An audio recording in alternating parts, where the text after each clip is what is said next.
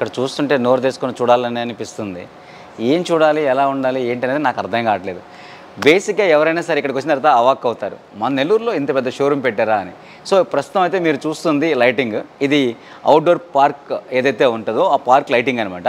చాలామంది ఇళ్లలో ఈ మధ్య పార్క్ అంటే ఒకప్పుడు బయట పార్క్లోనే మనం చూసేవాళ్ళం, బట్ ఈ మధ్య ఇళ్లల్లో హాల్లో కూడా మనం పార్క్ ఎన్విరాన్మెంట్ని క్రియేట్ చేసుకుంటాం. సో అలాంటి వాళ్ళకి ఈ పార్క్ లైటింగ్ ఏదైతే ఉందో ఇదే కాదు, మై గాడ్, ప్రతిదీ కూడా వేరే లెవెల్ అనిపిస్తుంది అనమాట. ఇంక మనం ఒకసారి వెళ్తే ఆకాశం సాయి చూడాలన్నా, ఆకాశాన్ని మన ఇంట్లోకి రావాలన్నా, లేదంటే పావురాలు పైకి ఎగిరే ఆకాశాన్ని చూడాలన్నా, ఇవే కాదు ఇంకా చాలా థీమ్స్ మనకి ఇక్కడైతే ఉన్నాయన్నమాట.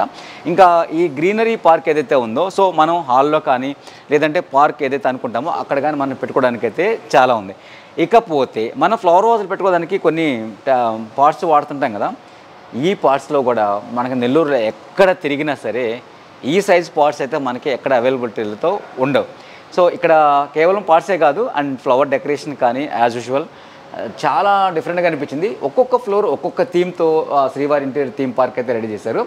ఇకపోతే ఇక్కడ మనకి కలర్ఫుల్ ఏదైతే మనకి ట్రీస్ అంటే ప్లాస్టిక్ ట్రీస్ కానీ ఏదైతే వేసుకుంటామో అవన్నిటికి కూడా కావాల్సిన కుండీలు మనకి ఎలా ఉన్నాయి, వీటిలో కూడా చాలా డిఫరెంట్ సైజెస్ అయితే మనకు కనిపిస్తున్నాయి అనమాట. ఇక మనం ఇంకా మోడల్స్ చూసుకుంటే సో హండ్రెడ్స్లో కాదు, థౌజండ్స్లో కాదు, ల్యాక్స్లోనే మనకి అవైలబిలిటీలో ఉన్నాయన్నమాట. ఇది నేను చెప్పేది కాదు బాస్, మీరు రావాల్సిందే.